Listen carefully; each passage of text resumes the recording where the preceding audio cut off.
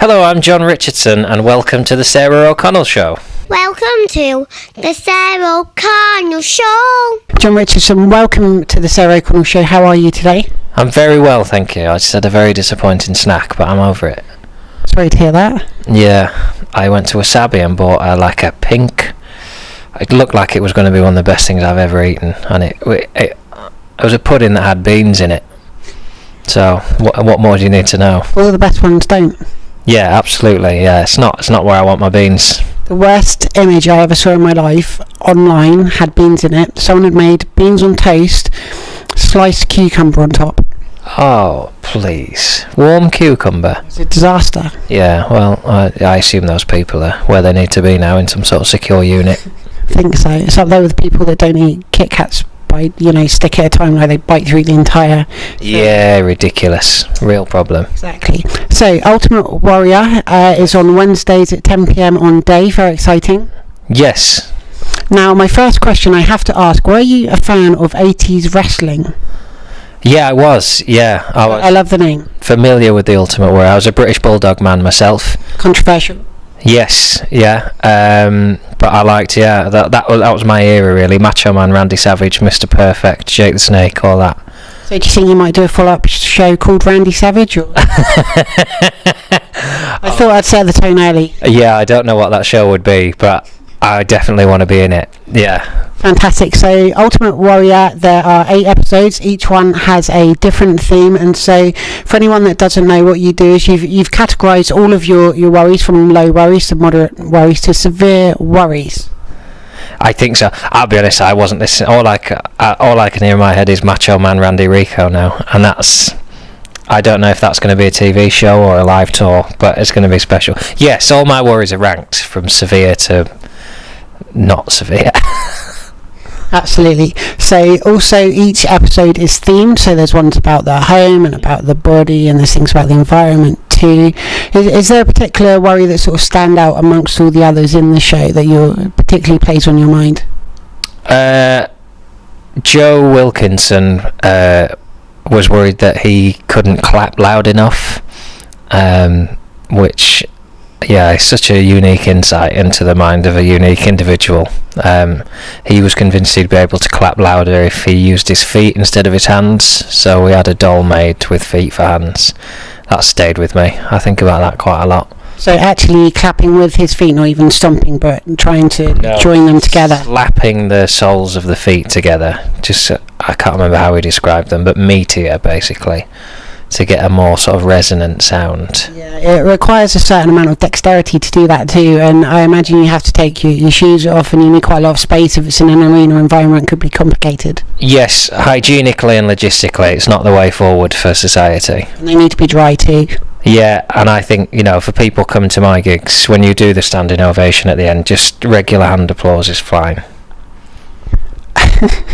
So have you always sort of worried about things? Have you found that this is something that's increased with age? You said I'm getting old. Oh, you're getting old, and we're all progressively getting a second older every second. Yeah, we are, that's true, actually. That's my understanding goes. I think you're about right there. A second per second feels about right. It would be harsh if it were any other way, to be honest.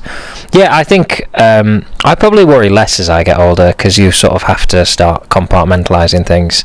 I think when you're younger, you think you can tackle everything. I think I'll have a good worry about everything, and then as you get older, I probably worry more about global events, but less about my own sort of wizened body.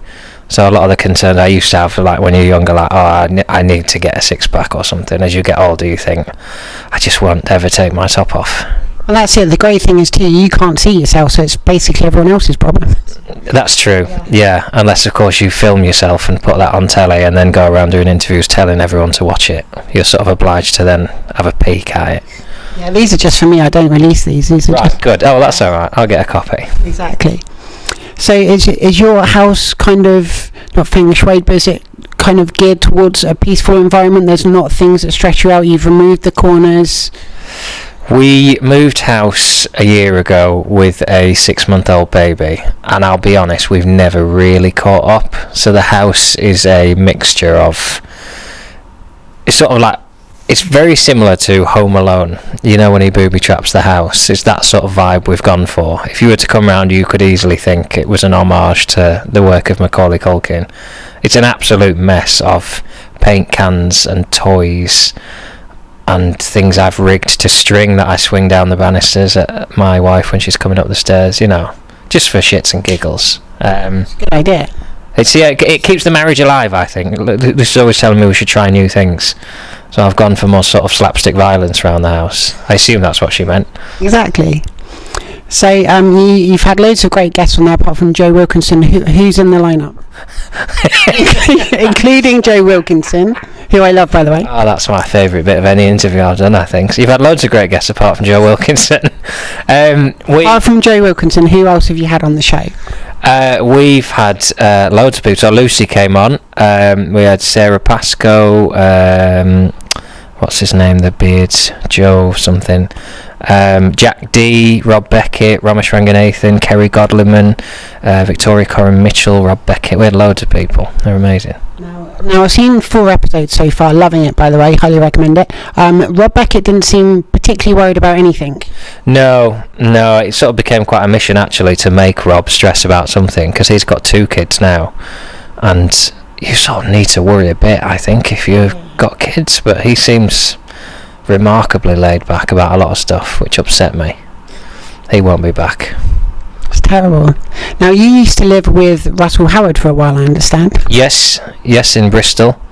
Now, did he alleviate your worries living with him, or did he increase your stress levels? No, definitely increased. More just sort of knowing that he's still out there. It's one of those sort of, I know he's somewhere now, and there are Rice Krispies around him, just in places there shouldn't be. And I know he's filming at a moment, so I texted him the other day, and he's away with his mum on the other side of the world. So I know there's something in his house, and the door's locked. His fridge door will be open. There'll be a wet towel on the bathroom floor, just festering. And it's all just there. He's away for months. Do you think he leaves stuff out so long that it mutates and then just walks off by itself?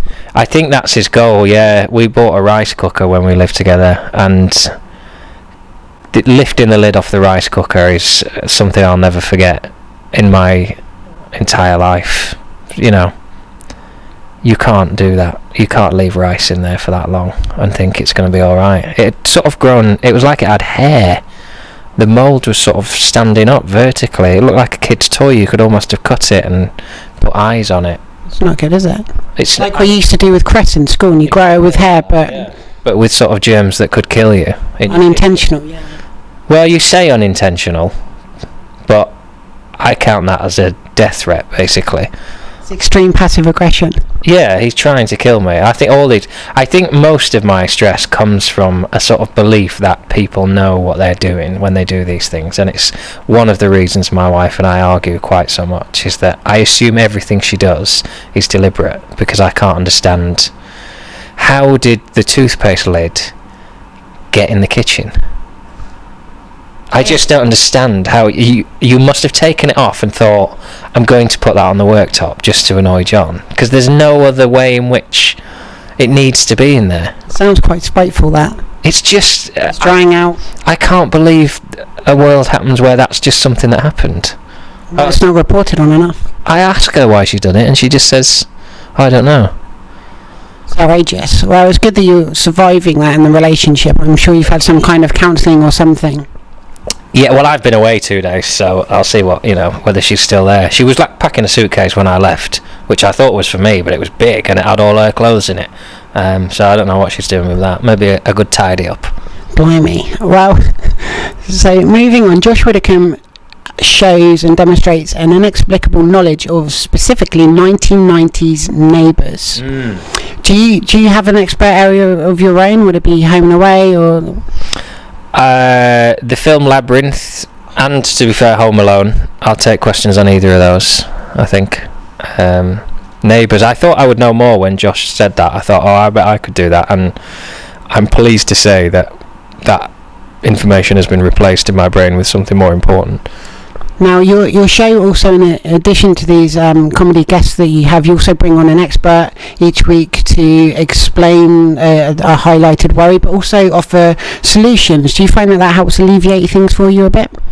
Yeah, it would do. That was the plan in getting the experts in, was that I would stress and they'd come in and say, oh, actually, John, you don't need to worry about that. That's not a thing. And this thing's been invented which cures that. And it was actually the opposite. I would sort of say, oh, well, actually, I feel all right now. And then we'd get an expert in.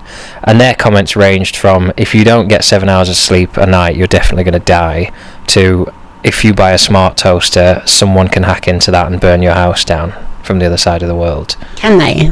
Yeah, apparently, because there's no security on like home electricals, so you get fridges that are linked to your Wi-Fi, and you can just hack straight into them. Nanny cameras, people putting their kids to bed, people can log in and watch the cameras, so they know when you're not at home. They come and burgle your house. The only thing I've got like that is I've got a couple of light bulbs which I can control, which is quite nice. So if you get into bed, you can just turn them off. Wow. Quite lazy. You can even set it up so that it knows when you're near the house and it'll put certain lights on.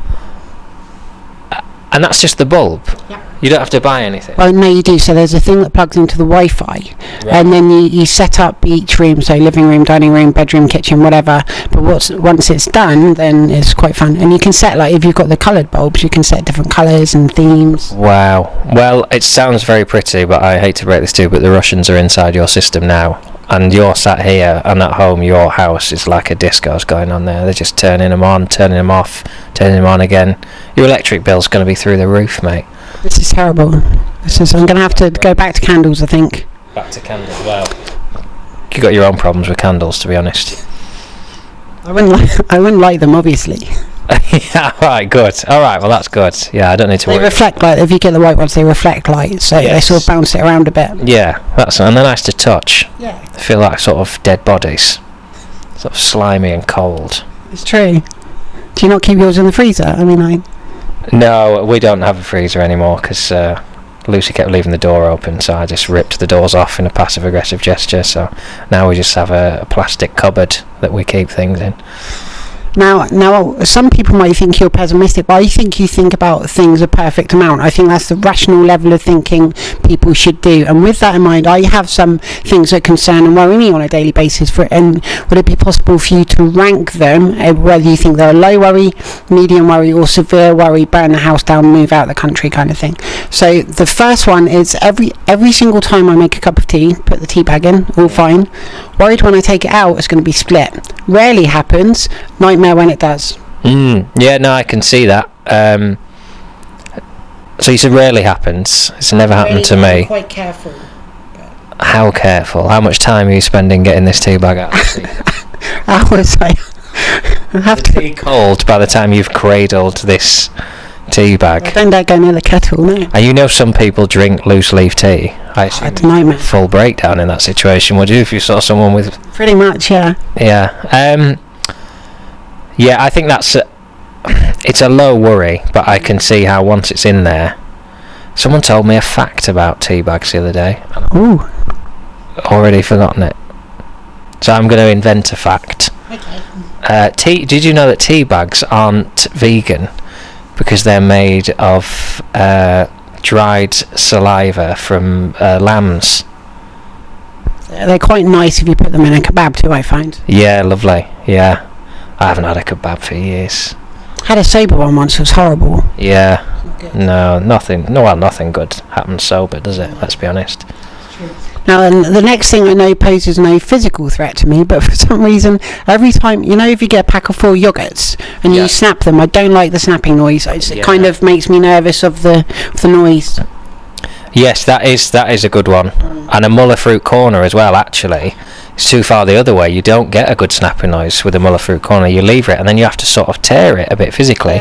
And you think, what? You've not done any of the work for me here. It doesn't seem to want to go in. You've got to coax it in. You've got to do a lot of manual labour. And the sharp edges when you remove the... I can't believe no one's been killed, to be honest. I don't know how they're still making these things. If I were in a sort of situation where someone broke into my house and I had to confront them and I was next to the fridge, Muller fruit corner, you could do horrific things to someone with a Muller fruit corner. That's a moderate one, the yoghurt snap. The only option round it, I guess, is to just eat 4 yogurts at once. It's a good idea, or just put the empty one back in with the others. Oh yeah, that's true. You could eat one and then put the thing back in. I suppose might go off. Yeah, and it's not the most efficient way of using your fridge. Now, I also, every time I go to bed, from that point on, I'm convinced every noise I hear is a burglar, and it probably is. But I've never looked, and they leave the place a mess. I think it's them. Right. So you telling me you live in a shithole? Yeah, it's the burglars though. Right. Okay. And is it tidy when you go to bed? Because the Russians have turned the light bulbs off, I don't know. I see. So there's burglars potentially in there during the day. You think you've got like a lodger who's ruining your house? I don't think they can find anything. I think they keep coming in, checking and giving up. Yeah. I think you might be not in control of your domestic situation. This is true. I think you have to move. Now, that's a good idea. Now, my next worry is only specific if you've seen a certain advert from the 1980s where there was a kid going up an escalator and they always got their welly caught in the escalator and it looked like they sort of ripped their foot off or something. So ever since that, I've had a deathly fear of actual escalators. Do you say that's severe? I think that's proper though, isn't it? There's something getting caught in an escalator. That's a real fear, isn't it? That massive, giant metal teeth, aren't they? Escalators, basically. Pretty much. We had one of our guests on one of the shows. It was the guy who... Have you seen the video of the guy who slides down the middle of the escalator? Yeah, with the... Crunches his gonads into there. Yeah, so I met him. I was so starstruck. It was easily one of the highlights of the series, meeting that guy. It was like, I can't describe, I don't know what it'd be like having like ABBA on or something. I was like, you've given me so much joy, you have no idea the lonely moments that you filled. I just watch over and over again that guy crush his genitalia into a fire escape.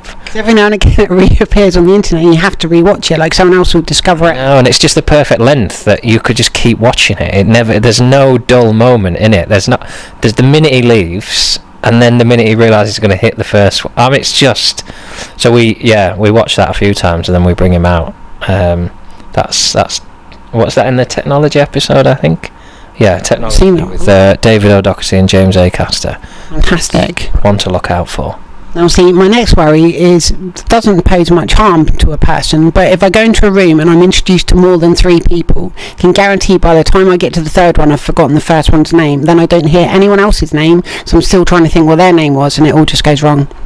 Yeah, well, I've got bad news for you. I do that, and I've got to a point now where I don't even listen to the first name.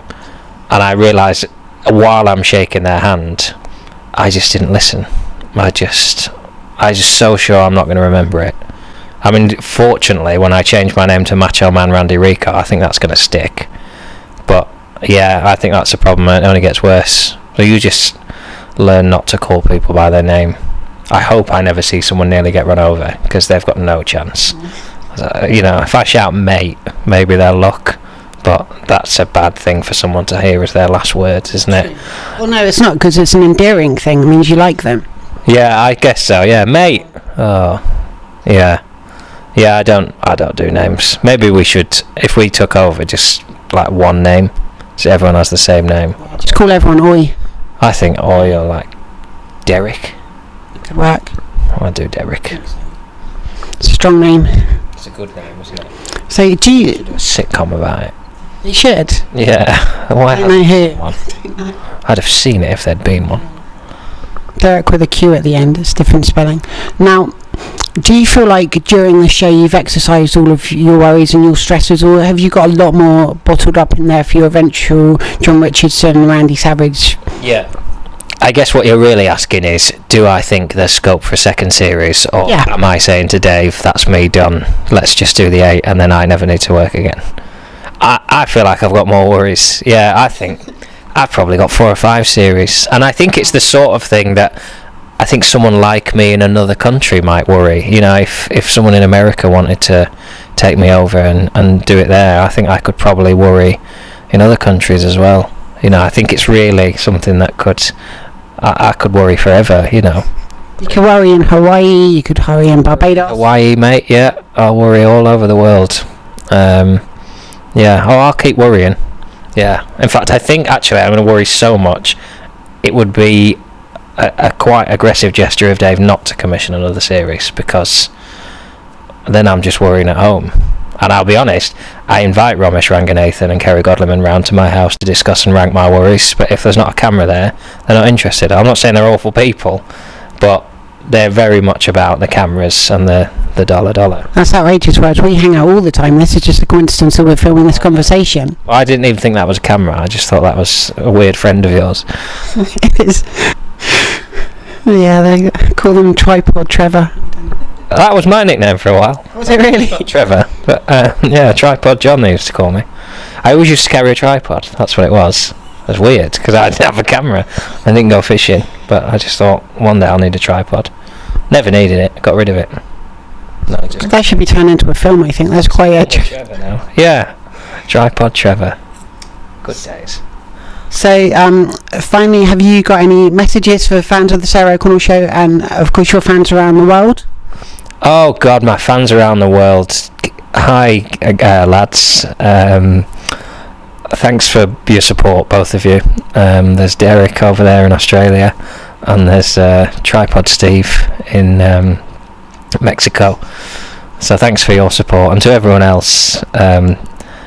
Let's be honest, in the UK, and even then, pockets around the country. To my knowledge, no fans in the Brecon Beacons.